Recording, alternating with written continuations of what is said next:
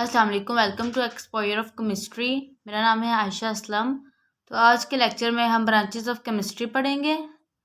9th class की book का page number 2 introduction के बाद ब्रांचेस ऑफ केमिस्ट्री है और पहली ब्रांच है फिजिकल केमिस्ट्री। एक पेज पे हम इसे डिटेल में पढ़ लेते हैं। ब्रांचेस ऑफ केमिस्ट्री में सबसे पहली ब्रांच हमारे पास है फिजिकल केमिस्ट्री। फिजिकल केमिस्ट्री की डेफिनेशन है the branch of science which deals with relationship between composition and physical properties along with changes in them. तो ऐसी साइंस की ब्रांच है जिसमें हम स्टडी करते हैं रिलेशनशिप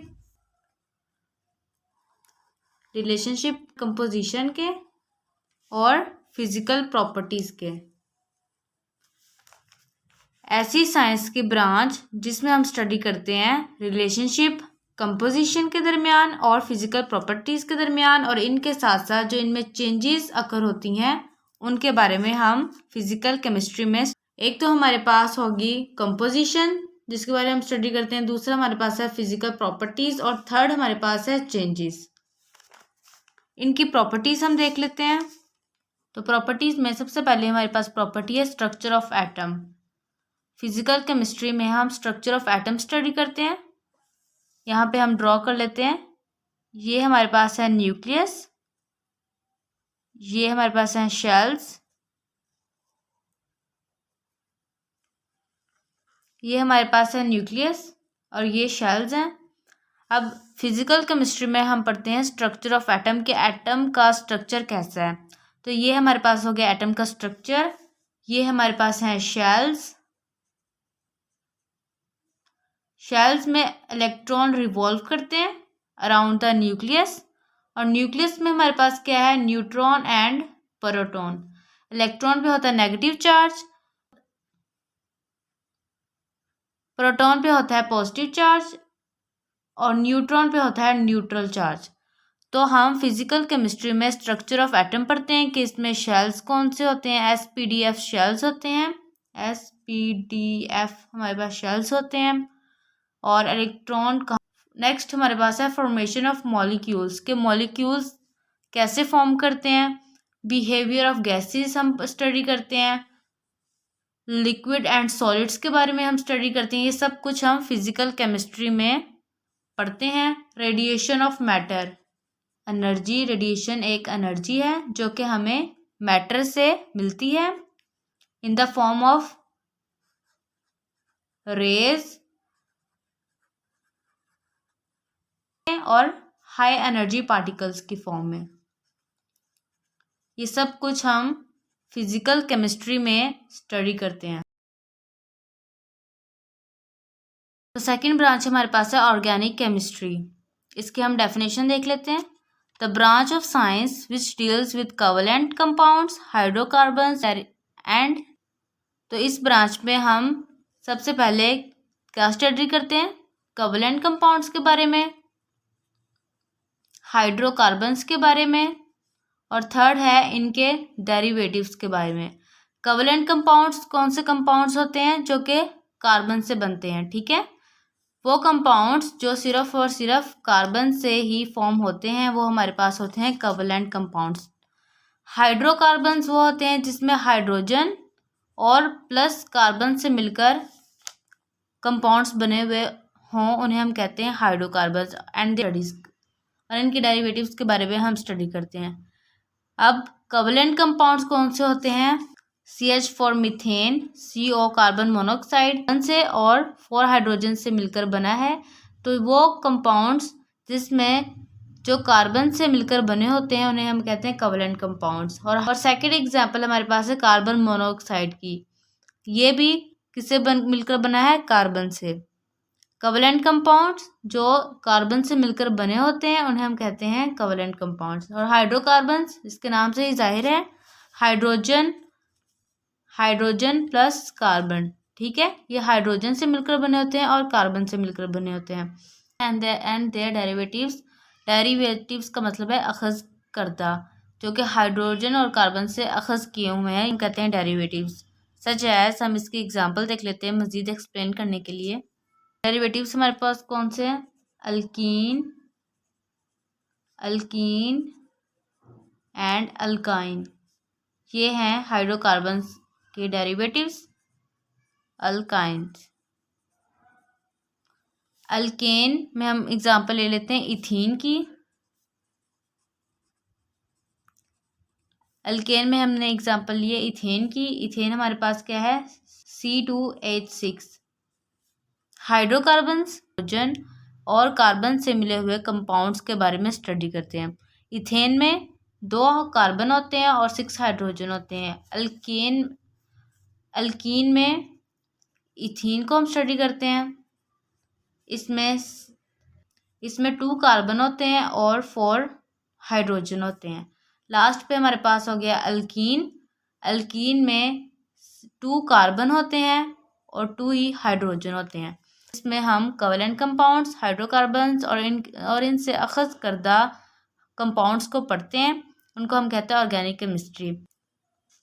तो आगे हम इसकी डिटेल पढ़ लेते हैं। ऑर्गेनिक कंपाउंड्स कौन से होते हैं जो कि कुदरती तौर पर पाए जाएं और उनको कुदरती तौर पर ही लेबोरेटरी में सिंथेसाइज किया जाता है। ऑर्गेनिक केमिस्ट का क्या रोल है? ऑर्गेनिक केमिस्ट डिटरमिन करते हैं स्ट्रक्चर को और प्रॉपर्टीज़ को जो कि नेचुरली अकरिंग कंपाउंड्स होते हैं उनकी।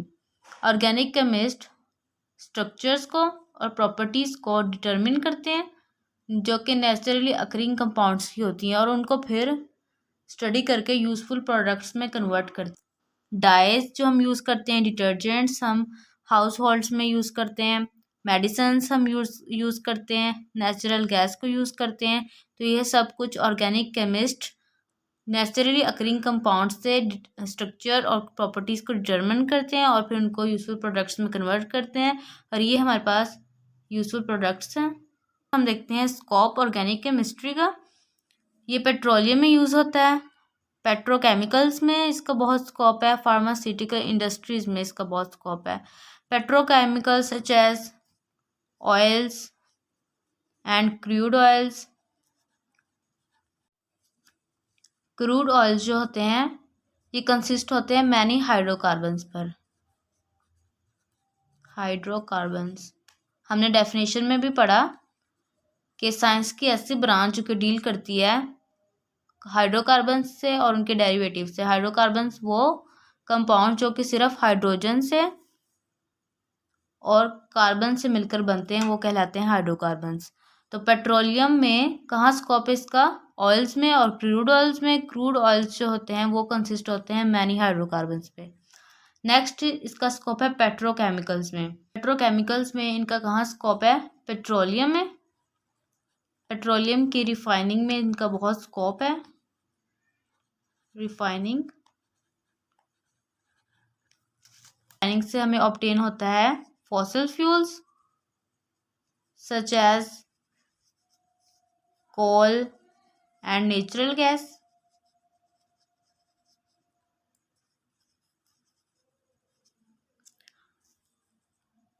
तो ऑर्गेनिक केमिस्ट्री का पेट्रोकेमिकल्स में कहाँ स्कोप है? पेट्रोलियम की रिफाइनिंग में। पेट्रोलियम की रिफाइनिंग से हमें ऑब्टेन होते हैं fossil fuels such as coal and natural gas. Third पे हमारे पास है फार्मास्यूटिकल इंडस्ट्रीज़। फार्मास्यूटिकल इंडस्ट्रीज़ कौन सी होती हैं? जहाँ पे मेडिसिन्स सिंथेसाइज होती हैं। फार्मास्यूटिकल इंडस्ट्रीज़ में ऑर्गेनिक केमिस्ट्री को यूज़ करते हुए न्यू मेडिसिन्स को डिस्कवर किया जा सकता है और सिंथेसाइज किया जाता है मेडिसिन।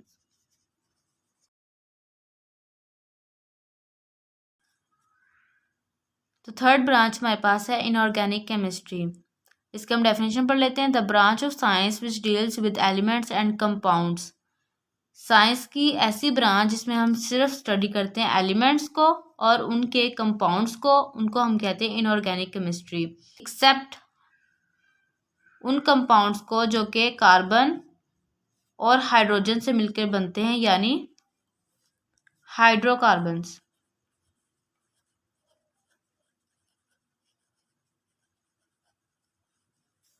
यहाँ पे इनऑर्गेनिक केमिस्ट्री में हम उनके अलावा पढ़ेंगे एलिमेंट्स और उनके कंपाउंड्स को। सब एलिमेंट्स और कंपाउंड्स को हम स्टडी करेंगे सिवाय कार्बन और हाइड्रोजन यानी हाइड्रोकार्बन्स को हम इसमें स्टडी नहीं करेंगे। एक्सेप्ट इनऑर्गेनिक केमिस्ट्री में हम कार्बन और हाइड्रोजन से मिलने वाले एलिमेंट्स को स्टडी नहीं करते।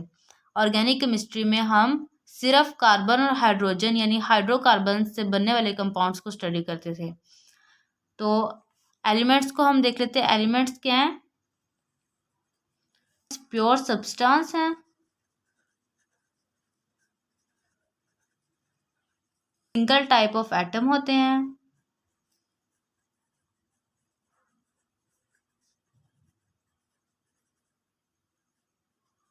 एग्जाम्पल हम एलिमेंट्स की देखें तो आयरन, गोल्ड, हीलियम, ये सब कुछ आएगा एलिमेंट्स में। कंपाउंड्स मटेरियल होता है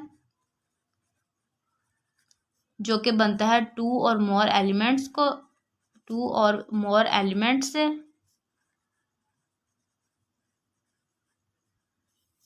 इसकी अगर हम टाइप्स की बात करें तो दो टाइप्स हैं इसकी, covalent compound, covalent bond and ionic bond.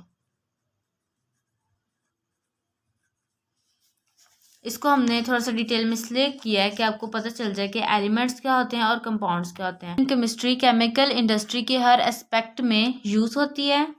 सबसे पहले हम देख लेते हैं, ये ग्लास इंडस्ट्री में यूज़ होती है, सीमेंट में यूज़ होती है, सिरेमिक्स में यूज़ होती है। ग्लास और सीमेंट का तो आपको पता है। सिरेमिक्स क्या चीज़ है? सिरेमिक्स जहाँ ब्रिक्स बनती हैं, क्या चीज़ है? Heat resistant material made by firing. Example अगर हम सिरेमिक्स में देखें तो ब्रिक्स जो कि हार्ड और ब्रिटल होती हैं। लास्ट पे हमारे पास है metallurgy, extraction of metal from ore, extraction of metal from ore.